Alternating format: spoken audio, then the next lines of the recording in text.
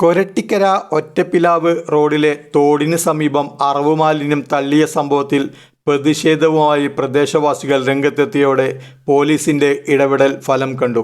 പാടത്തിനോട് ചേർന്നുള്ള തോട്ടിലും സമീപത്ത് ഉപയോഗശൂന്യമായി കാടുപിടിച്ചു കിടക്കുന്ന സ്വകാര്യ വ്യക്തിയുടെ കുളത്തിലുമാണ് മാലിന്യം നിക്ഷേപിക്കുന്നത്.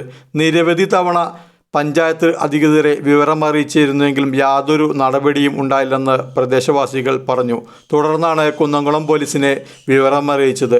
തുടർന്ന് സ്ഥലത്തെത്തിയ Kunnamkulam police ward member Fazlur റഹ്മാനെ കണ്ട് മാലിന്യം നീക്കം ചെയ്യുന്നതിനാവശ്യമായ നടപടികൾ സ്വീകരിക്കണമെന്ന് ആവശ്യപ്പെട്ടു.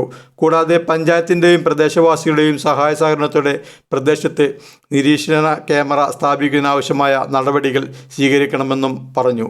തുടർന്ന് JCB എത്തി അറവ് മാലിന്യം നീക്കം ചെയ്തു.